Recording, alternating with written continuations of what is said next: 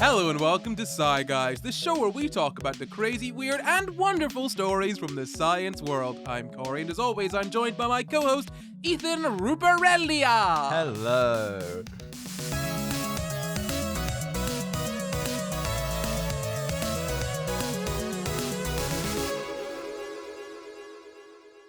This week we're talking about meddling microbes, but first we gotta thank all of our patrons.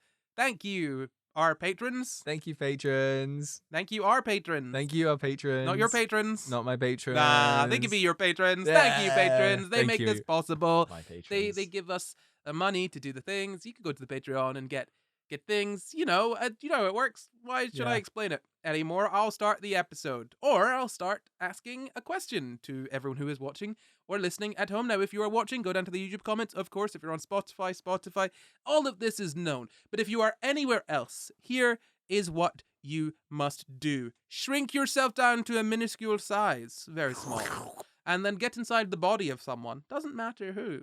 And then produce lots of chemicals to make them do things. One of those things that they should do is write a note, perhaps on the internet. They should post that note on as I said, the internet, in an email, or another type of thing. To me, the contents of the note is the answer to the question, which is, do you have ADHD? I don't think I do. We might That's not find good out. enough. That's not good enough. I'll do better next time. I hope you do. And here is an opportunity. What is ADHD? Attention Mm-hmm. deficit? Yeah. Hyperactive disorder? Yeah, attention deficit hyperactivity disorder. Well done. Close enough. Yeah, I'll take it. Yeah. Can you tell me anything else about ADHD? No. Literally one other fact at all. One fun fact, maybe. You have it. That's not very fun. It's quite... You're fun. And it's a Oh! fact. Oh, that's very sweet. Oh, Yeah. what nice things have been said.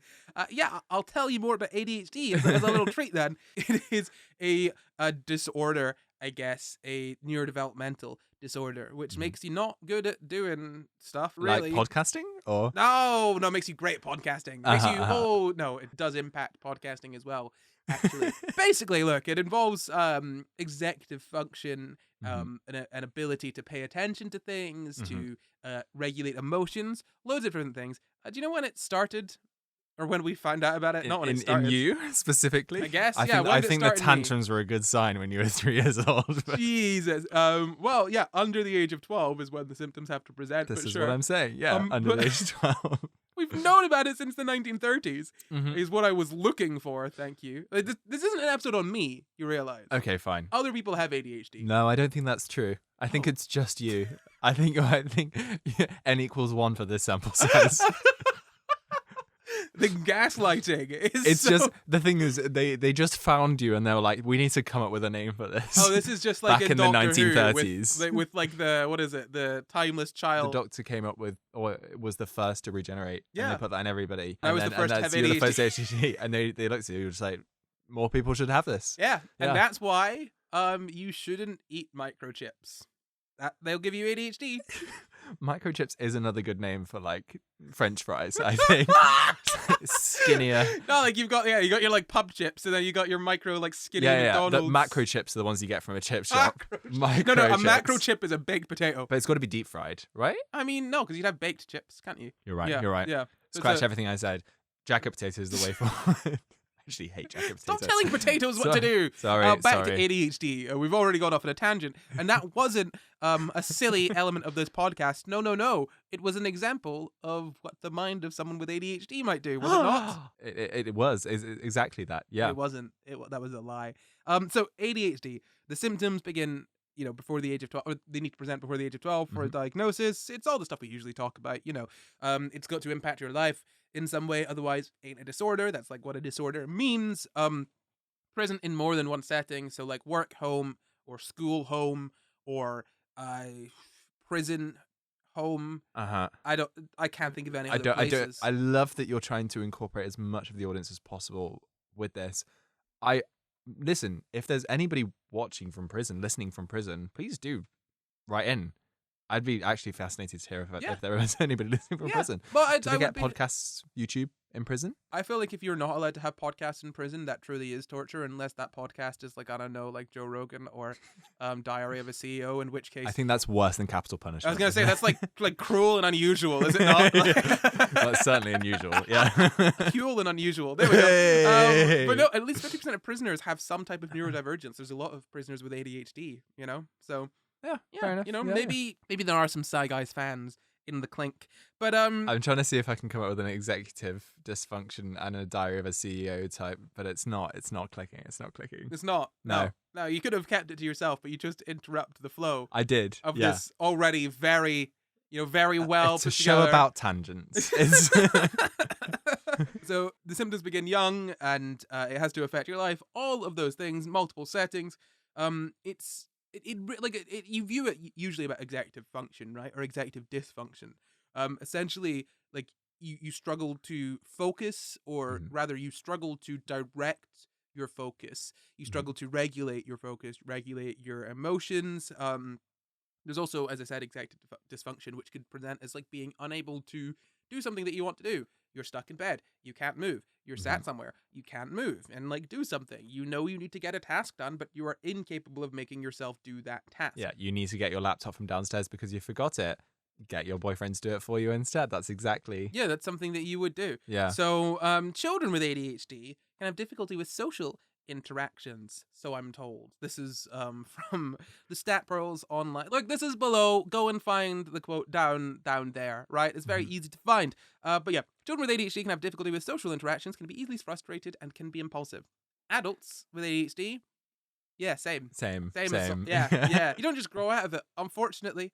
How prevalent do you think ADHD is? My view is that the prevalence does not necessarily tally up to official figures, right? It feels like it's one of those, you know, it's the classic, like, you know, left-handed people graph, right? Of how many people are actually identified as having it, and diagnosis, and you know, all that. Being diagnosed with left-handism. Oh God, it's a real dysfunction. It's underdiagnosed. Yeah.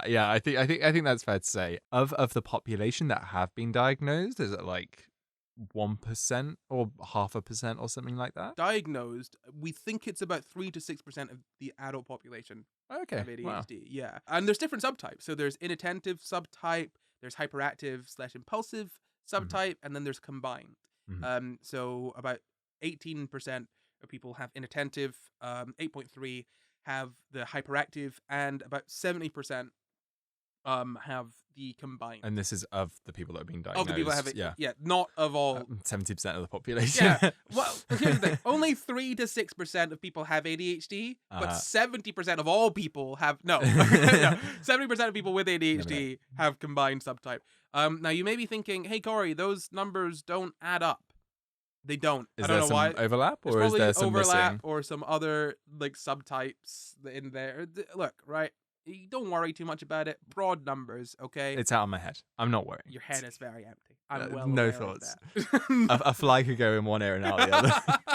It'd get lost in the big open space, wouldn't it? Actually, I was thinking about putting it on Rightmove. I feel like I get a few hundred a month out of that. I mean, yeah, in London, you could make bank, couldn't you? Yeah. Anyway, basically, we also think that the disorder is more common in men than in women. I say we think that. We don't think that, but it's diagnosed more in men than in women. It tends to be underdiagnosed in women. Is it similar with autism as well? I think that's kind of more, at least disproportionately, diagnosed in especially like young boys compared to young girls, right? Yeah. Well, I mean, initially, autism was just a young boy disorder. Like, really, I mean, it was seen as like just this boys is being boys, you know. Well, just boys not being boys is right. the thing, not the other boys not being boys. That's a different thing. That's a different thing. The boys, like not interacting with other boys and like liking trains and other such things, right? Yeah. And then we realized, oh, girls can be autism also.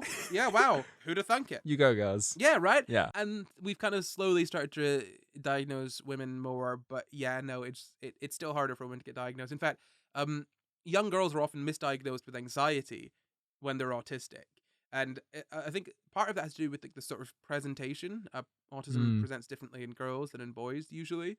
And I think that's a socialization thing. I'm not so certain off the top of my head. Is it more that they probably take the samples of boys more than girls generally, and that identify the things there more often than not, and don't spend as much time on the girls researching. Absolutely, yeah, and as well, obviously, girls there are different societal expectations for girls, so they don't stick out as much necessarily, whereas they might do for boys. You know, like being quiet, demure, not super interactive is more expected for girls, but also girls are expected and trained to be more socially, you know, like sort of like knowledgeable. Like girls are expected to do that, and so girls have to put more effort into that, whereas boys, right, like we don't need to know about no feelings. I don't need to know how to interact with you. Look, if like put it this way, right? When you've got 10-year-old boys and 10-year-old girls, right, on a playground, how do they resolve their differences?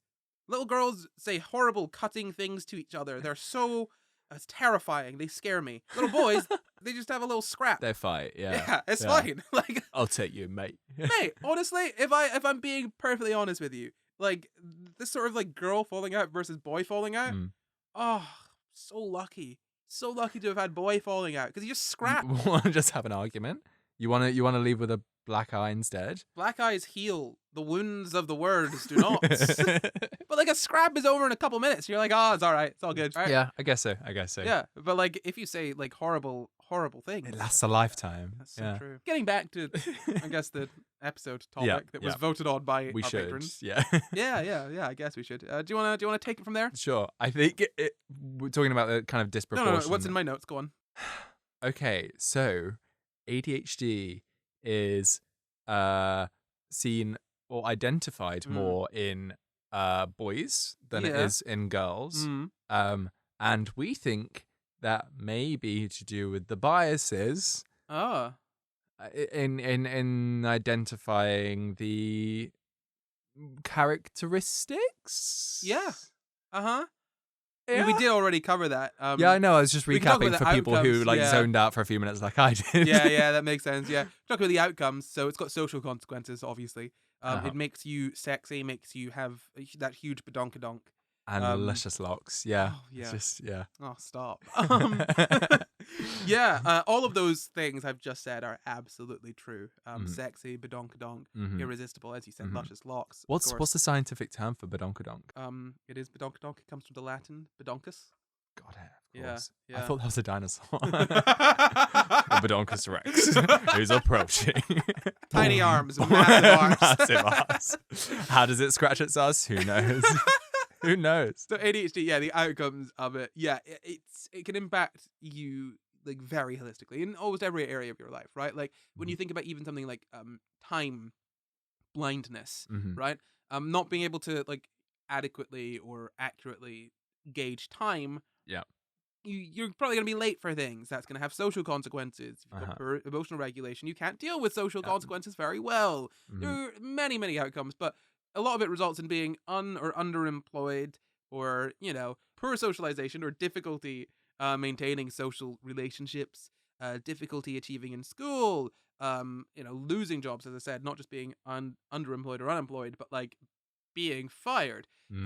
Impulsive behavior, so doing things you probably shouldn't. This is probably why a lot of people in prison are neurodivergent. Yeah. Because they are impulsive from a brain disorder. Best thing to do is lock them up, don't you think? Yeah. I think it's worked really well for like the past, few hundred years. Yeah. Just keep doing it. I mean, it does if you like slavery, Which famously I do. Obviously. Yeah. Like if I think of Ethan, what do I think of? I think Number of slavery. one advocate.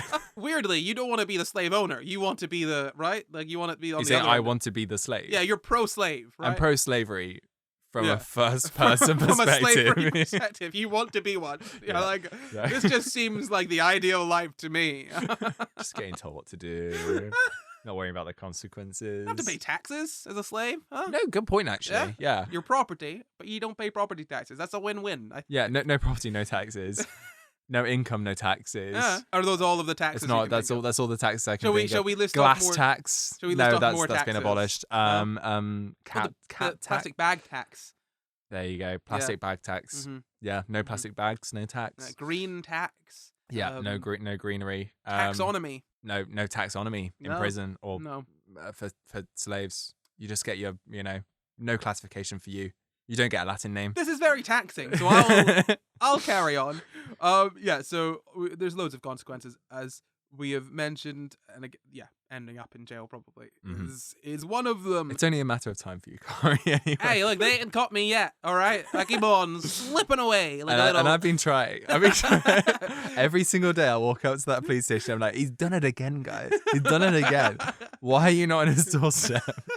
What have I done? Pray tell. Just general insufferable nature. I've been told. So, what causes ADHD? Do you know? I think it's just like screens, you know, like it's all those like bloody video games. Like kids, they just like always on screens all the time. They don't actually focus on other things. They're not. Yeah. You know, it's TikTok. It's TikTok. Yeah, and that was the same back in the 1930s when it was characterized. This is what I'm saying. Yeah, they've been playing the long game. Oh, yeah. Yeah. TikTok have been playing the long game since the 30s. Yeah. Time blindness. You've been blind to time. Sure, yeah. A fun fact, though. Or not a fun fact, sorry. You decided you hate fun facts. I hate fun facts. You hate fun facts. No, I don't hate fun facts. They're rarely fun for you. No, well, they're not often fun because I want more information and there's none. You've said a thing. Yeah. That's it. I've said a thing. A baseless accusation of the universe. Exactly. Who are you to say that's how the universe works? And also provide more sources, please. Sources. Thank you. Sources. No, ketchup, mayo. It was called minimal brain dysfunction in the 1930s, but they had to stop using that name roughly when you were born because they realized actually we have a much new better use for minimal this. brain function. Then the names obviously changed from ADD to ADHD. So ADD and ADHD coexisted for a bit, and then they were like, actually, ADD is not. Let's just get rid of ADD, and it's now ADHD, and there's different subtypes, right? Okay. So yeah, ADD not technically a thing anymore. It's just ADHD. It's all ADHD. But what causes it? You said it was screens. Do you want to give an actual, genuine answer? Treat this podcast with some bloody respect. Fine. Okay. So if you can get medication for it, a chemical imbalance. I mean, potentially. Yeah, maybe. I mean, we don't know. So, like, Okay, well, you set me up for failure there. Yeah. Okay, fine. Yeah. Well, you could have just said that. You want me to be on the forefront of science, saying, actually. Hey, look, we gotta look for answers everywhere, right? Okay. Would you tell a scientist not to ask a question? Like, what if asking you and you knew?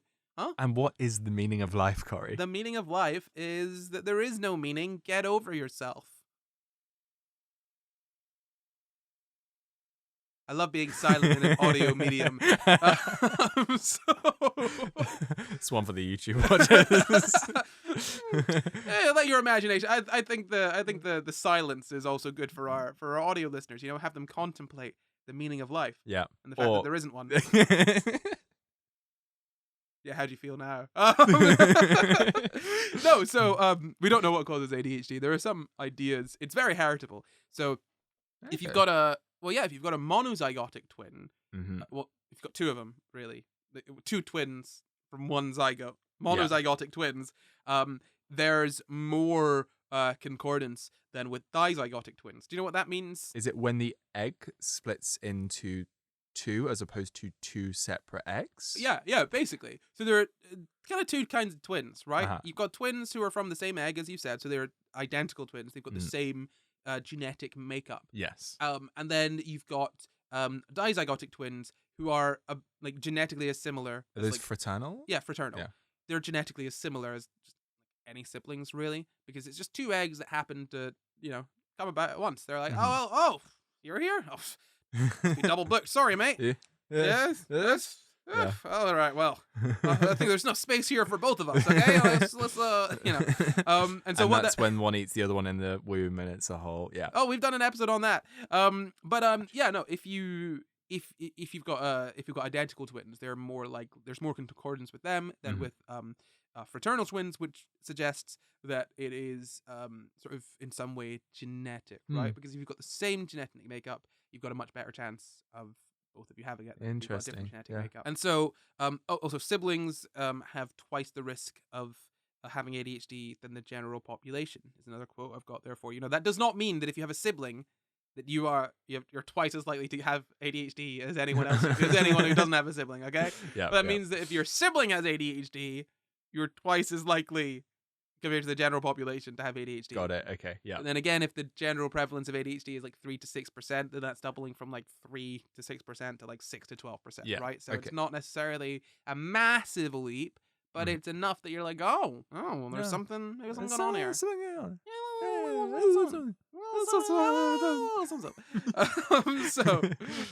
But there are other things that could influence this. You know, we think viral infections, smoking whilst you're pregnant. Not okay. So if your mother smokes whilst I'm not imagining a little fetus with a Marlboro Light whilst also pregnant. No. I mean, like, as pregnant.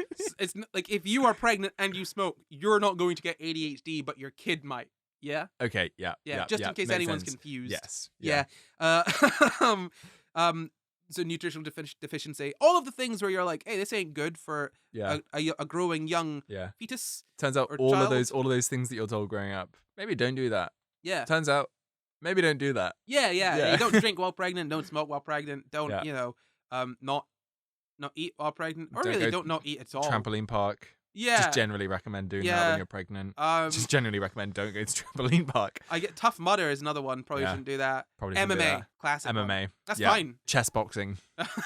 That's fine because it's nothing below. No, it's just chess is fucking boring. That's why. My old housemates, they all worked for the civil service. They worked with a guy who was also like, I think, British champion of chess boxing. Basically, name drop, right? I know. I mean, I don't know his name, so it's not really a name drop, but yeah, clan. Yeah, well, you dropped it and couldn't find it. Obviously. Just, like Velma with my glasses off, passing around the floor. Where is that name? So this guy, whose name is somewhere around here on the floor, was a chess boxer, and it's basically like alternating rounds of chess and boxing. I'd be so good at that. Yeah, well, I think you could actually. I think you'd smash it. Yeah, I think I'd beat this shit out of a good chess player. Yeah. With my fists. To the point, I'd concuss them so they're worse at chess. But I think that's kind of like part of the goal, right? Really? Yeah. So you do a round and then you spend like, I think it's like 3 minutes playing chess, and then you like go back and kind of alternate between them. And you're allowed to like dirty talk as much as you want, as long as you're not talking about the game. And you the way round normally they learn it is that they basically get good chess players and then teach them how to box. Yeah, that makes sense. And it's great, but I kind of want to see the movie of like a boot camp where you get loads of like nerdy chess players having to teach them how to box. Like this. But like if you bring in one boxer, like he's mowing down all the chess players. But I think you have to be like equally successful. Like you in 3 minutes, for example, you could get the other person to lose. I'm not like fully clued up on the rules, but I think you're not going to get Muhammad Ali in the ring winning chess boxing. I mean, is he not dead? Well, that's what I'm saying. He would be in the ring, would he? I don't think I think that's for many reasons. For all you know, he was a fantastic chess player. He could have been with all that brain damage. I'm sure he was. Okay, so causes of ADHD. All of those sort of things, potentially, right? We don't know, though. Also, we think dopamine might have something to do with it. There's the sort of dopamine receptors are decreased in the frontal lobes with people with ADHD, so it could be a dopamine-related thing. Remind me what dopamine is, but like what specifically? Because it's an amine, right? Is it a form of amino acid? It's a neurotransmitter. Okay, and it's dope as fuck. Yeah. Yeah, like that's its function. It's just that's the cool neurotransmitter. Yeah, it's got lots of things. It's like the sort of reward hormone. It's the sort of reward neurotransmitter. It's okay, but it does a lot of things. Like it's really difficult because neurotransmitters all do multiple things. Oh, fine. So it's not just got one thing, but like it's kind of it's associated in the sort of reward pathway, which is probably what's going on here. Okay. Which is why it's difficult to complete tasks. And why people with ADHD often just seek like simple sort of pleasure of just like okay, I'm going to scroll on this, or I'm Yeah. going to you've got addictive personality. Yeah, So you're like kind of seeking- short-term Yeah, reward and kind of gratification yeah, with things that can just pay off quite quickly. exactly. Yeah, because your reward center is sponged up probably. Uh-huh. But yeah, we don't know. There's also there's a lot of GI dysfunction. You know what GI stands for? Not that one. Gastro. Oh, Gastrointestinal. okay. Yeah. Let's what say you with gonna that. say? Well, the first one was gender identity, but hey, Yeah, there's a lot of gender identity dysfunction in people with ADHD. I don't think we call it that. I don't think that's what we call I it. don't think that's the term, is it? It's actually we actually call that badonkadongology. Right. So GI dysfunction, gastrointestinal, Yeah. your gut, your Your sort of digestive biome? system. Well, don't Okay. get ahead of yourself. But yeah, so there's sort of low grade inflammation is common in people with ADHD in their gut, constipation. Sort of it's related to anxiety as well, and anxiety is more Okay. prevalent amongst people with ADHD. And because there's this sort of increased prevalence of these gut issues, there's this idea that the gut microbiome might have something to do with it. Now I can hear you asking, biome? what is the gut microbiome? Yes.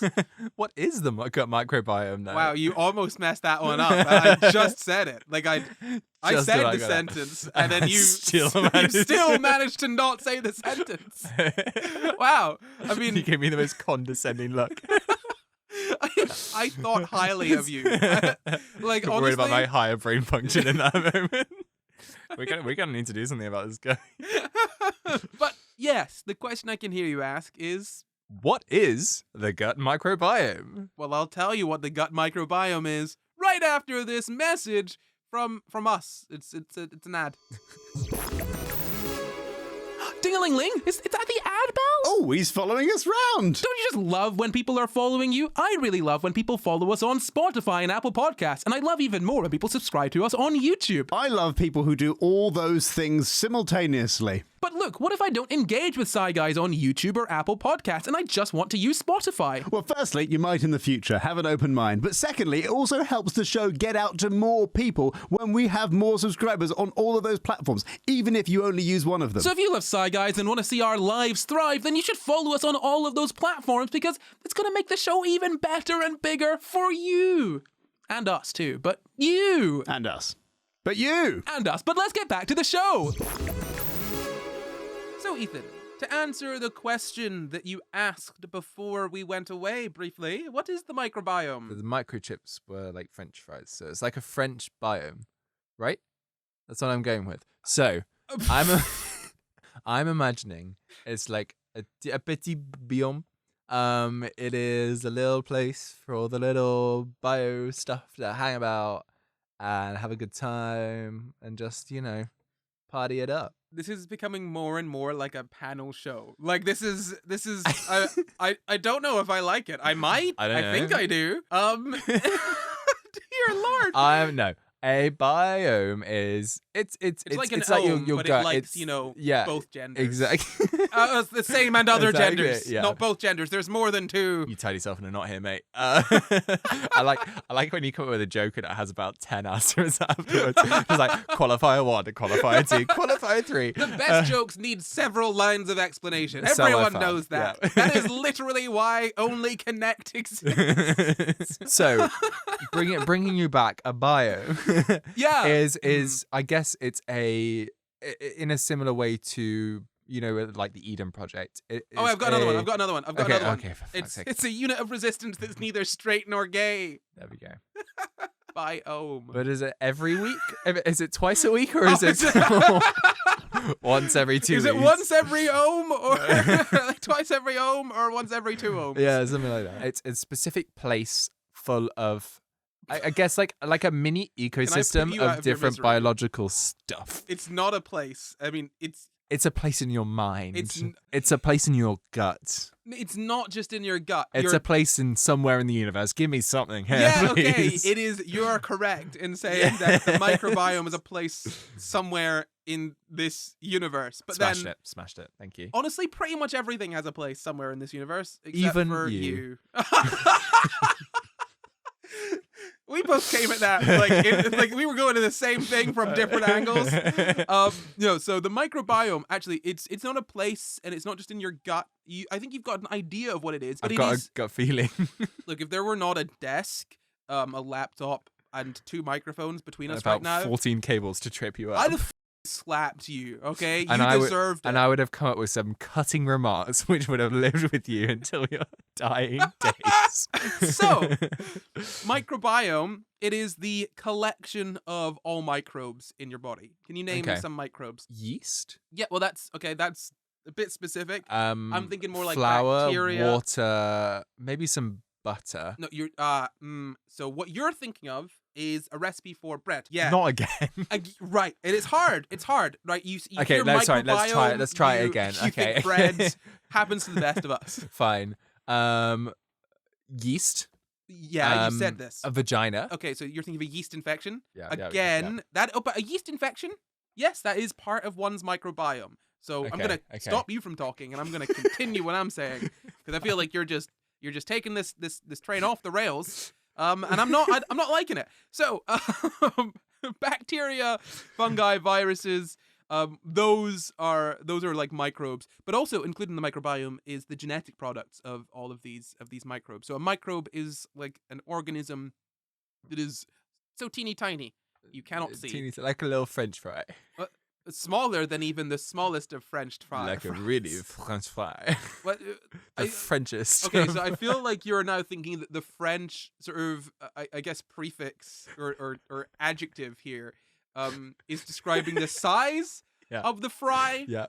This is not the case, I believe. So French is not a modifier which indicates a minuscule size. It is, in fact, referring to the location of France, which is a moderately sized country. So instead it would be small fry. Jeez. Don't sweat the small stuff, Gar. I will sweat you, okay? I will consume you, and you will become my sweat, and I will sweat you out and wipe you away. That is how little I think of you.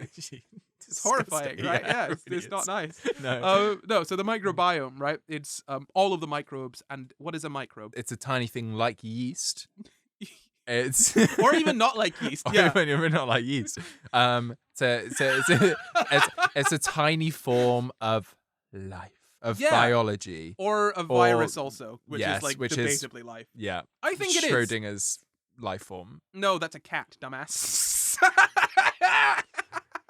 Now, what if you put a cat? Actually, yes, if you put it just both at the same time until it's absurd. Yeah, no, bacteria, fungi, viruses, all of that. Now, if you've watched QI, I think they mentioned on that it's like bacteria, the microbes in your body, the microbiome outweighs you 10 to 1. I haven't heard of it. They're wrong. Okay. When they said that. Yeah. So, it's actually about a 1-to-1 ratio of the number of cells that are in your body that are not you, compared to the ones that are you. But obviously they're much smaller, so that makes up usually about 0.2 kilograms in like a 70 kilogram man. That's 0.285714 recurring percent. Okay. Fact check me. Good Lord. We're going back to the microbiome, okay? So as I have tried to say, let me just say it all in one sentence without any silly interruptions. The microbiome, it's all of the microbes in your body, so it's the bacteria, fungi, the viruses, the genes, the gene products, all of them, right? They are everywhere in your body, right? On your skin, in your gut, probably in your eyes, on your teeth. Ew. Well, plaque on your teeth, that's from bacteria, isn't it? Okay. They make that. So that makes sense. There are bacteria in your mouth. There are probably bacteria in your bumhole. It's bloody everywhere. Excuse me? Yeah, Liz, I had a little look-see. Check your own bumhole first. Thank you very much. Can you check it for me? My badonkadonk too big. But yeah, no, so it's all of the microbes in your body. About a 1-to-1 ratio of cells, but because those cells are so much smaller, in about a 70 kilogram man, it's about 0.2 kilograms of sort of microbial mass, right? Now, that's why sexy. Microbial mass. Why do you think microbes are important, in your body? They are small, so they can act like little spies, gathering intel, sneaking in through like little air vents that other ones can't get through, like Okay. pores, Yeah. No, moving around. Okay. And then just there's a little bit of interplay between them. It's a little bit of, like microbial espionage. Right. And yeah. Fun fact: I used to think it was espionage, and I still read it as espionage. I misread it once. And in my they life. let you run a podcast. They didn't God. let me. I had to start my own. I built this from the ground up. Nah. I built it on the backs of giants. And anyway, With off the dog dongs. but yeah, no. Microbes are quite important. I'm realizing now that I should not have brought someone who studied maths and physics onto an episode about biology. It's just way above your head. Way above my pay grade. In your head and nice. everywhere. Okay, Yeah. fine. Very good. Very good. Where's physics? Out in space? Boring. So Somewhere in the universe. No, not in this universe. It's in a universe with no friction where everything is a sphere. Yeah, with inelastic strings. yeah. And point particles, point masses. It's easy. Physics is easy when everything's simple. Yeah. This is the same view that economists have. They're like, why aren't people following our models? It would be much easier if everyone was the standard, normal, selfish person that we think they are. Yeah. So no, microbes are really important. I'll skip the human body for just a moment and talk about nitrogen-fixing bacteria in plant roots. Remember how you were talking about plant roots earlier? I do remember talking about Bringing plant it roots back. earlier. Bringing Wow. it back. God, the continuity is on point for this. It's so good. It's like an episode of Doctor Who. It's touching on everything. It's making little sense, and to be honest, people are probably going to be quite mad when they watch it. No, so nitrogen-fixing bacteria, right? Do you know about nitrogen-fixing bacteria? I don't think I do. You'd be a terrible farmer. Oh, is it related to how they put is it ammonia and fertilizer and stuff like that? Is that Yeah, that's got so- nitrogen? Yeah, you're gonna say they put ammonia and fertilizer. They put ammonia in the Yep. ground. Yeah. Yeah. Well, That's exactly what I much was like saying. a farmer does, a nitrogen-fixing bacteria puts ammonia in the ground. So, Okay. basically, plants need nitrogen, right? Mhm. They need nitrogen to survive, to build proteins, and all of these sorts of things. And not just Okay. plants, peoples and all other types of mammals and aminals needs nitrogen. But where can we get the nitrogen from? Where is nitrogen? It's somewhere in the universe. It's all around us on this planet. Jesus Christ! It's literally. It's 78% of the Earth's atmosphere. Okay. Do you want a thank proper answer? I was gonna say, I was worried you did not know that nitrogen was the most abundant gas in our atmosphere. That is like. Well, to be fair, in my lungs, in your lungs. So nitrogen is in the air, right? But Yeah. you can't just use that nitrogen in the air to build your amino acids and your proteins and But whatnot. why not? Because it's not in the right form. And animals and life, they're stupid, okay? They see nitrogen everywhere, they're like, oh, nitrogen everywhere, and not a drop to drink. But what happens when a nitrogen-fixing bacteria comes along? It takes all that lovely, yummy nitrogen from the air, and it says, I'm going to fix this. I'm going to make it into some ammonia or something like that. I'm going to chuck it in the ground. Basically in the root nodules of sort of some plants, leguminous plants, mostly leguminous plants. Do you know any leguminous plants like legumes? Peanuts. Yeah, They're legumes. yeah, right? they are legumes. Please choose one. How about? Can I just? Okay, when someone is on a podcast for other people, Yeah. right, and you want to let people know what a legume is, maybe you choose a legume that will explain what legumes Fine. are. That's like saying, oh, can you just say what a fruit is so most people understand what a fruit is? Oh yeah, it's like pepper. a tomato. Yeah. The thing is, my head is just like I struggle with the good examples, and I just struggle. Like I'm Like good with the beans. exceptions. Yeah. Oh, that is Beans. so. That is like your line of work makes so much sense given that, and I Yeah. will say no more on the topic. Yeah. My general knowledge is fucking horrendous, but I can tell you what it's not. Yeah. Okay. Look, like beans and stuff. Right? Beans, Legumes. Okay. Legumes. Okay. Yes. Yeah. Yeah. So now leguminous plants, they have root nodules. There are bacteria in those root nodules that fix nitrogen. They take nitrogen from the atmosphere Mhm. and they put ammonia And they in the ground. Fix it to some hydrogen. Yeah, they make ammonia. You don't need to Okay. get into the weeds. What are they? As it were. What are they fixing? What are they fixing? Why They're is a it little fixing? fixer, you know. They're Yeah, going yeah, around yeah. solving the problems. Yeah, But no, yeah. so they put ammonia in the soil, and that means that plants can then use that ammonia in the soil, not just the ones that are, not just the ones with nitrogen fixing roots, Uh-huh. but the ones that just have roots in the ground that that just need nitrogen, right? So Yeah. that then means that there is nitrogen in the like basically in the sort of food chain, right? It's part of the nitrogen cycle. It's very, very important, and it all happens primarily because of I think primarily actually because of this relationship between sort of these plants and these bacteria, right? And that those bacteria would be part of that plant's microbiome, and it's important to everyone, right? We would not be able to get nitrogen if it were not for the sort of nitrogen fixing bacteria, really. Okay. Because if you think about it, like we get nitrogen in our bodies, and then we die, we go to the soil. It's like what Simba was told before his dad was killed. Careful, you get copyright strikes. What, just mentioning it? Yeah, Right. yeah. I'd get copyright Those- strikes mentioning Hamlet as well. But no, so that's like that kind of puts nitrogen into the soil, and then there's other bacteria that put it back into the air. Okay. But yeah, so having sort of microbes in your sort of body, or in a sort of mutual or sort of symbiotic relationship, is really important to all areas of life. But our microbiome, it's important in the terms of like in Our microbiome? Do yeah, we share? I mean, we probably do That's share. like couple goals right there. Well, actually, couples would share like some degree of a microbiome because of like their closeness to each other. I'm pretty sure that's what happens. I mean, That if you're close to it someone, sounds right. yeah. If you really want to share someone's gut microbiome, though, do you know what you could do? Is this like the fecal transplant thing? Yeah, you could take someone's poopy and you eat it. Essentially, you put it. No, in, you not in your mouth. You could Surely put it you up put the it other up way. like But you a can also take suppository. a capsule, and you got to introduce it to the gut somehow. But yeah. So actually, everybody along the chain of the human centipede shares the same biome. Well, I think not necessarily exactly the same, but there will be a lot of similarities there. Okay. Yeah, because of that. Thank you for bringing up the human centipede. You're for welcome. Potentially the first time on this. But yeah, no. So microbes in your body, they do a lot, right? So things that come into your body from the environment, microbes can make those more or less dangerous, right? They can Okay. produce. So there will be things. There are microbes in your gut that help you break down foods that you wouldn't be able to break down otherwise. So think about cows, let's say. Yeah. Right. What do you know about cows and their guts? Well, they eat basically just grass, right? Yeah. But and, they have to chew it a lot. mhm.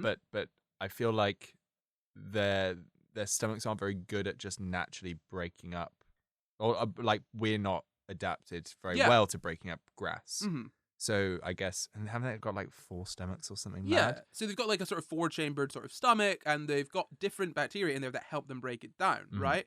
And you need a long stomach, a sort of long GI tract to digest grass. You don't need a long GI tract to ingest grass. It's just not going to do you much good if you ingest it and don't digest it. Don't try to eat grass; it will wreck your teeth, along with many other. Do not eat grass. Honestly, don't. It's got silica in it. Destroy your teeth. But yeah. Jesus. So the microbes in their bodies help them digest things. And the same with us. Like certain microbes we have in our bodies help us digest things differently. And yeah, they can be a buffer between us and the environment. They can make certain things less toxic, right? And you can have different effects on your body based on changes to your microbiome, right? So, for example, right, you take antibiotics. What tends to happen when you have antibiotics? It kills the bloody biotics. Yeah, It okay, just- very yeah. good. Thank But but how does your body feel if you have antibiotics? What's a common side effect of taking antibiotics? Do you feel like hungrier or something? An Is that- upset tummy. Usually. Ah. Well, like honestly, like diarrhea is one of the most common side effects of antibiotics, and the reason for that being that antibiotics aren't like specific. I think people don't Right. realize that, right?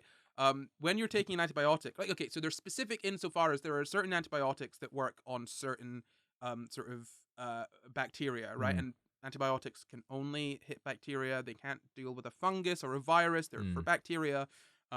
So now there's certain antibiotics that will work against certain bacteria and different strains and whatnot, right? But they're not specific insofar as like, okay, this antibiotic is only gonna hit this specific bacteria. Mm. So when you take an antibiotic, it's going to wipe out a lot of the bacteria that are in your microbiome. Is it like similar to chemotherapy in that regard? Oh. Like it's in kind of almost indiscriminate about what it's targeting. Yes.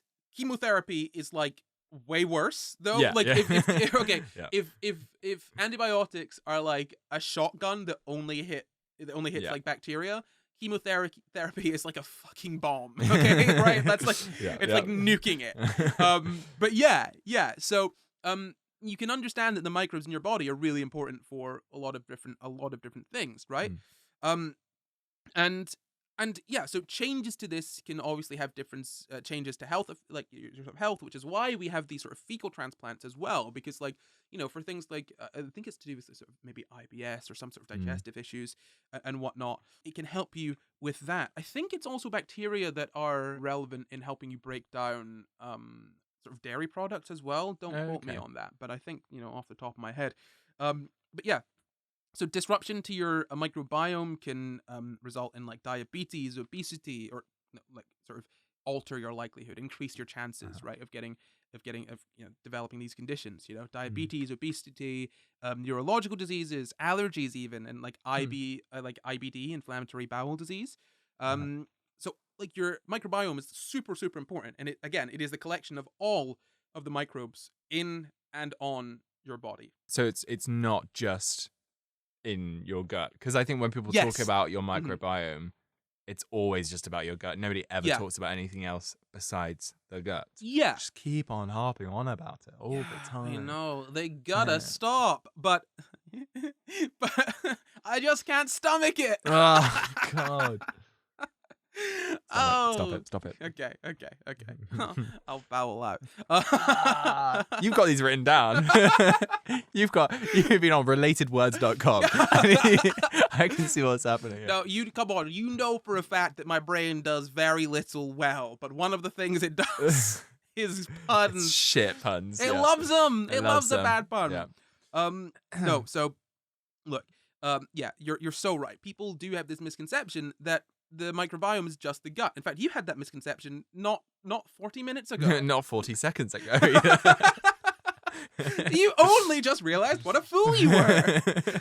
So you can tell the common world. Occurrence. It's more common that you don't realize how much of a fool you are, though. That's pretty much a constant thing.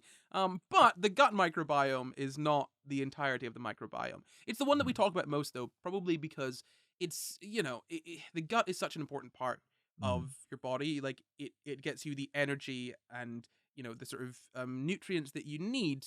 And, you know, it's a really big part of your body. I mean, surface area alone, the gut is giant, right? Big boy. Yes, lungs as well. You know, you need a lot of surface area for that sort of diffusion and whatnot, right?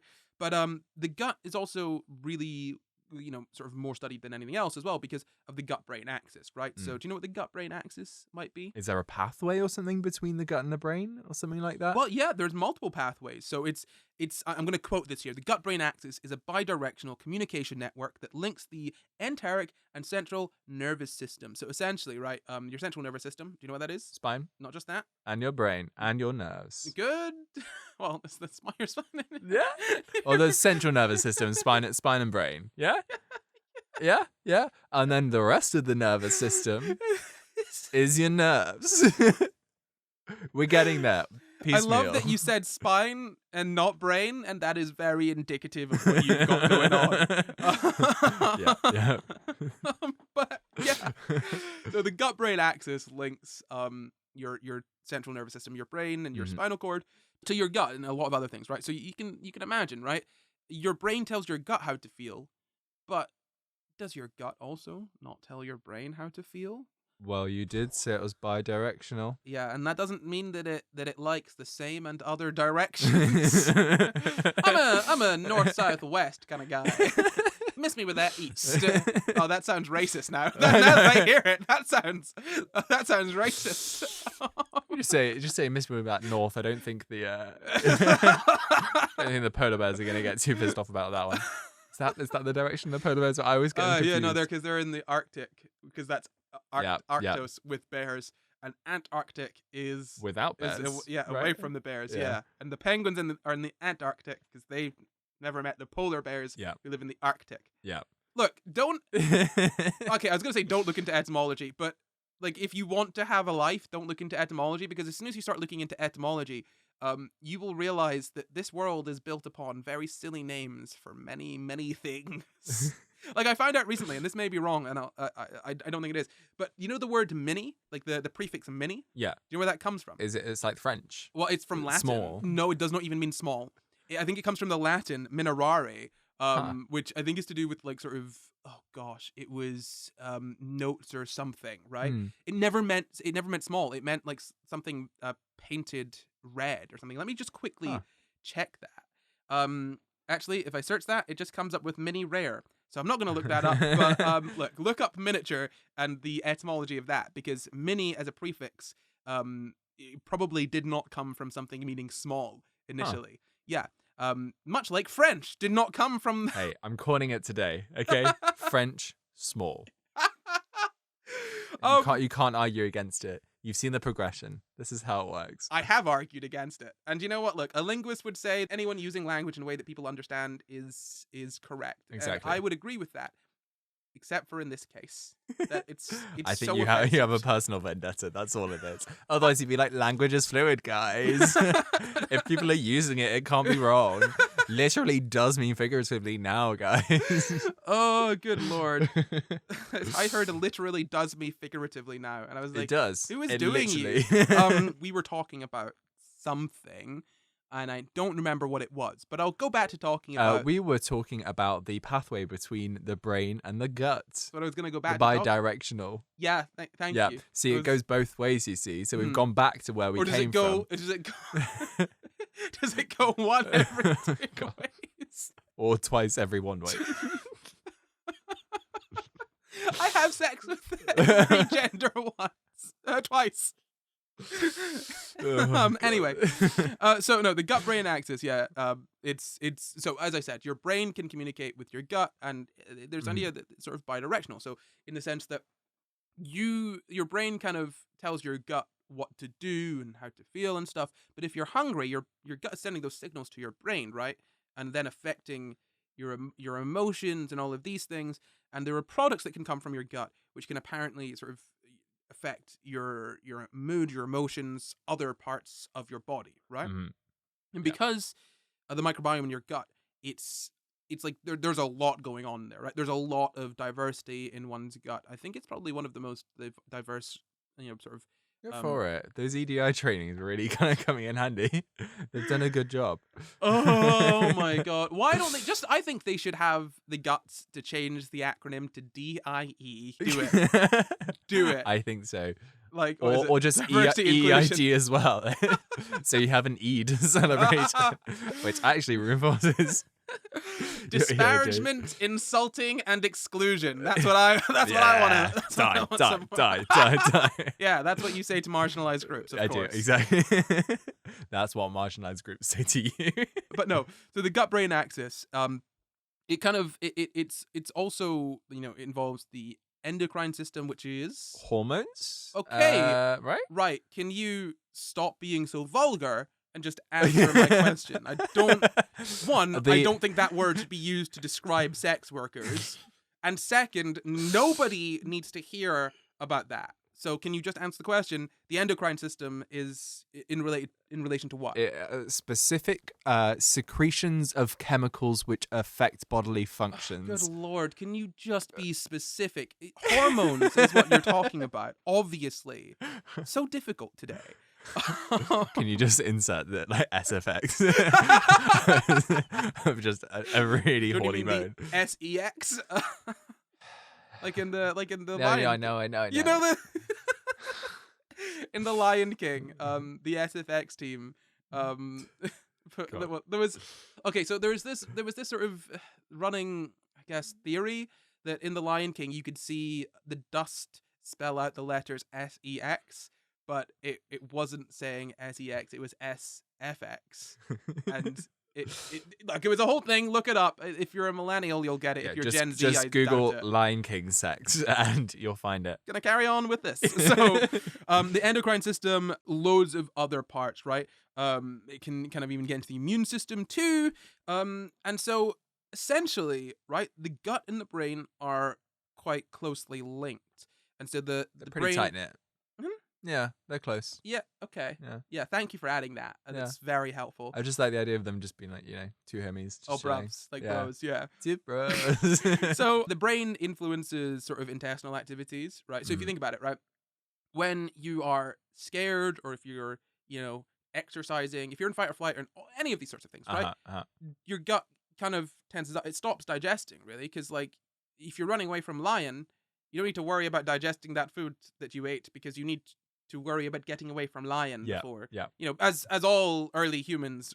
I have that concern every single time, actually. Like, oh, for fuck's sake, a lion's chasing me again. Oh, they need to sort out the Northern Line, right? There's too many lions on it, and I'm not.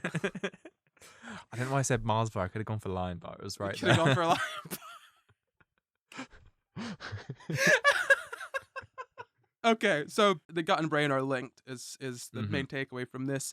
Serotonin, 90% of serotonin in your body is produced in the gut. A lot of people bring this up to be like, look, that means that the gut influences the brain. Neurotrans, like these chemicals, your body reuses chemicals, okay? It's quite conservative that cheap. way. Yeah. Well, sure, cheap. I was going to say conservative as in it conserves things, not conservative as in, don't abort their babies, but don't support them either. Yeah, exactly. In a sense, people. Yeah, it's kind of liberal, really, in the sense that it it's green. It likes recycling. It likes working for the good of the people. Yeah, it's like a leftist. It's lazy. Yeah. Is that champagne in the freezer, ready to go for afterwards? Shut up! Oh my gosh, I'm not a champagne socialist. No. If anything, I'm what is it? What's the cheaper Prosecco? I'm like a Prosecco socialist, a Cava socialist, if you will. Nice boot. But no. So people will point to serotonin being produced in the gut, but the serotonin that's in the gut is not used for the same stuff that it's used for in the brain, and it doesn't even necessarily make its way to the brain. Okay. But yeah, so but there is the idea that the sort of the gut can influence the sort of level or production of neurotransmitters in the brain. So there's an effect that the sort of microbiome has on the serotonin production. So there's that idea there, right? There's some kind of there's some idea of some link there. Okay. And when it comes to ADHD, you might be wondering, Corey, you've just told me about two completely different subjects and also gone off on so many tangents. What the hell is going on? How do they gel together? I just don't understand it. Yeah, look, okay, right. We're bringing them together, right? ADHD and the microbiome. Now, there's been this idea that ADHD is linked to, the microbiome, because as I said, we have no idea how ADHD happens. But some studies have looked at the microbiome the gut microbiome of folk with ADHD compared to people that don't have ADHD. And we've seen they've seen some differences, right? There's a difference in like abundance of certain species or strains of, microbes and some. So sorry, are they doing this through stool samples? Are they literally taking the shit from people with ADHD? Yeah, you can just do a stool sample. Yeah. Okay, fine. You could probably also do some kind of endoscopy and take a sample that way. Yeah. I mean, like on tube. Yeah, but I mean, a stool sample is easier. I mean, I wrote I think I wrote my dissertation on the microbiome. I think. You think? God. Yeah, I must have done. Yeah. What else would it? Yeah. I'm surprised. You've really got a short-term memory. It was mental health and the microbiome, I think, is what I did it on. Or I wrote a lot of essays and a lot of long things, and I've researched so many episodes of this podcast. I'll give you a pass. Everything is gelled together. I'm like, Fragile X syndrome comes up in my brain constantly, and I think I wrote one essay on that in first year, right? Like it for years, for about 5 years, half a decade, right? That was one of the first things to come up when I opened up Google. I don't know why. Like just all the time. Anyway, so they'll probably take a stool sample, but you can also do it like a sort of you can stick a tube up there and have a look see. Yeah. But a stool sample is easy. And so in 2023 there was a study that looked at 35 kids with ADHD and 35 healthy controls. Don't like that. I could be healthy. Yeah, I'm not. Not controlled. Ow. Give me a nice treat. And that's all you need to control me. a little treat. Like a little dog treat. No, I mean, like, honestly, a Scooby snack wouldn't go amiss. But like, if you want me to do something, you just say I'll get a little treat if I do it. And I love a little treat. I love a little treat. Honestly. Let's record a podcast. I'll give you a little treat. Oh yeah. There we go. Yeah. Oh, yeah. Okay. All right. Yeah. No. So you lit up. So they looked at 35 kids with ADHD and 35 without ADHD. They were the controls. And they took fecal samples from both groups. And the ones with ADHD had higher levels of certain species of fungi and lower levels of other species. Little quote there for you. And Candida albicans was the species of bacteria that was like, had high levels in the kids with ADHD. And supposedly this increases the permeability of your intestinal sort of cell lining. Okay. So basically, do you know what that means when I say increases the permeability? It means that it lets more things through. Yes, 100%. It does. That's exactly what that means. And so this is where the concept of like a leaky gut comes from. Oh, okay. And so do you remember how I said that sort of inflammation or anything sort of like that is implicated, or it's thought to be implicated in a sort of causal relationship with ADHD. So the idea here is that sort of this increased permeability results in a leaky gut, which allows bacteria into the bloodstream, which then can result in inflammation in the body and brain, which could then impact ADHD, like the development of ADHD, or like influence development of ADHD. Now, biology, it's not like physics. It's complex and actually worth something. Oh, shots fired. Yeah, but not at a cat that doesn't exist. When we do horrible, like disgusting, inhumane experiments on animals, we actually do them. We don't just leave them as little thought experiments, okay? Okay, fine. Yeah. We'll leave you to your animal cruelty. It's not cruelty, it's biology. And very cruel. The Venn diagram is a circle. Physics shot dogs into space. So, there you go. Yeah, but it was perfectly fine and didn't die of heat exhaustion. It's a hot dog. I give up.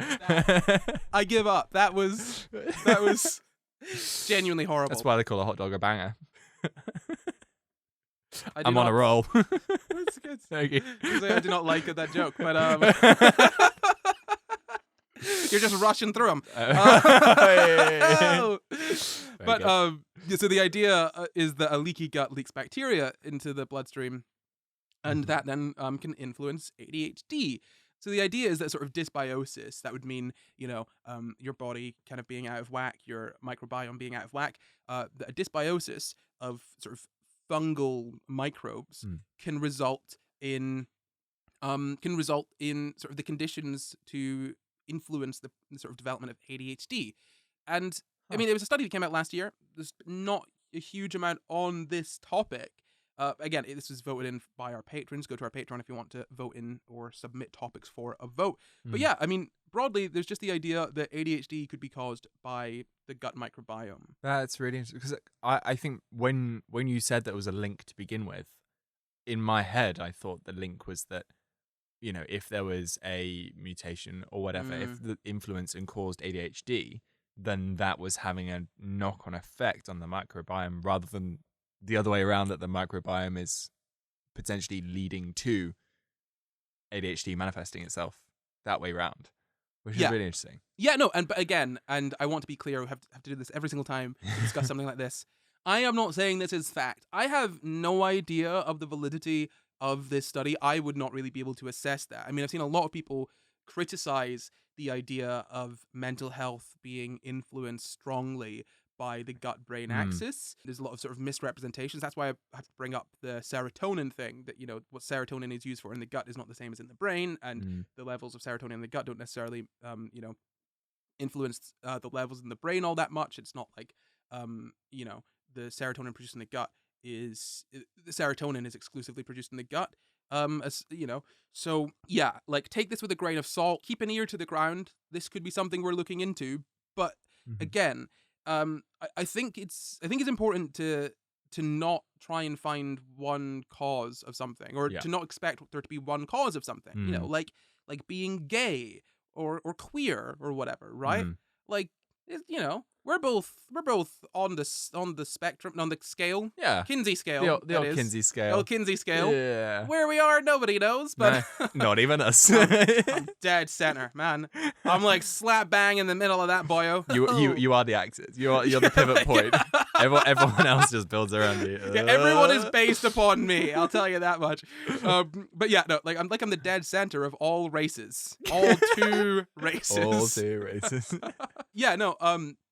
I think it's important to recognize that there might not just be one cause of ADHD. There might be genetic susceptibility that is then influenced by, conditions in utero, and then further development or environmental conditions. Post birth, right? Like it is biology. Yeah. As I said, it's not physics. It's messy. Okay, it's complex. It's messy. It is. It's disorganized chaos. Trying to wade through everything. Yeah. And find that little nugget of something. Do you want to hop back to your universe with point particles? Frictionless spheres. It's simple. It's zero easy. air resistance. Yeah, exactly. Yeah, we live in a utopia.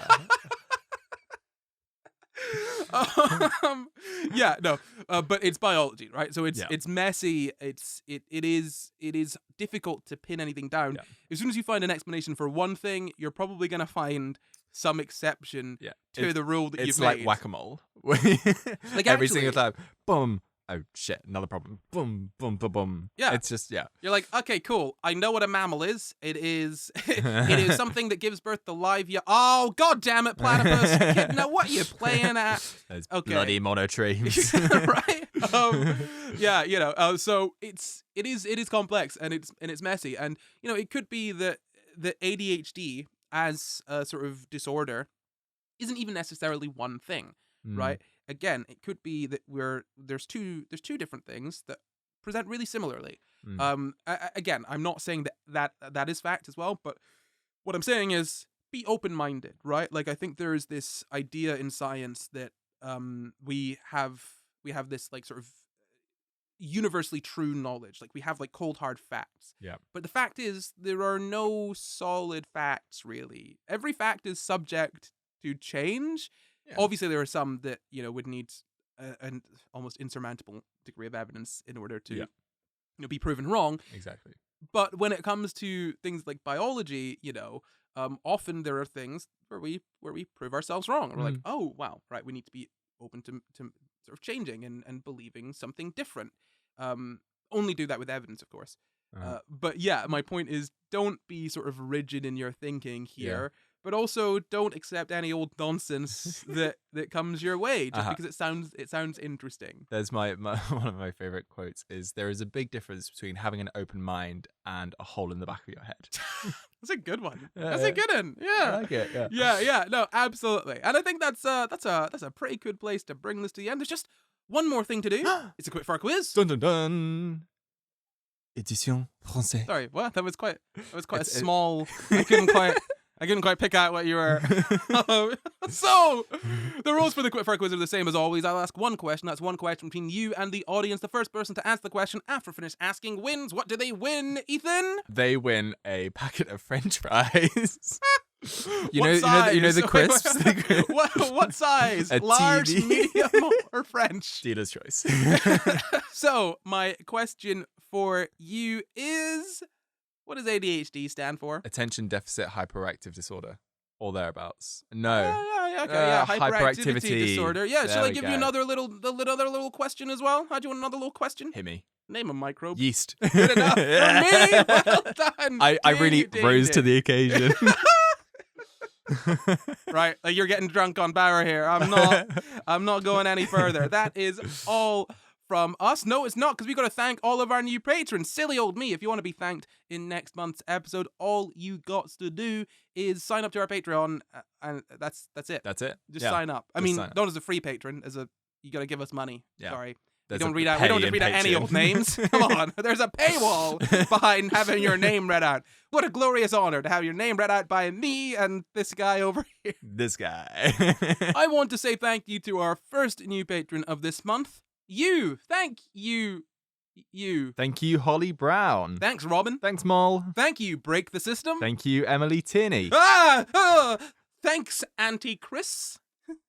Thank you, Lee Dara. And finally, thank you, Lyso. And that's all from us. I think that's it. It's I time think that's it. to say goodbye. It's become a musical. But before we go, we'd like to thank all of our patrons with an extra special thank you to executive producers Rev Lunar and Glitch Rabbit. And thank you for watching. You can find the full references for this episode down in the description. Subscribe for new episodes every Sunday, and why not leave us a nice wee comment? You can support the pod at patreon.com/SciGuys, or you can find and contact us at SciGuysPod on Twitter, Facebook, Instagram, YouTube, and at SciGuys on TikTok too.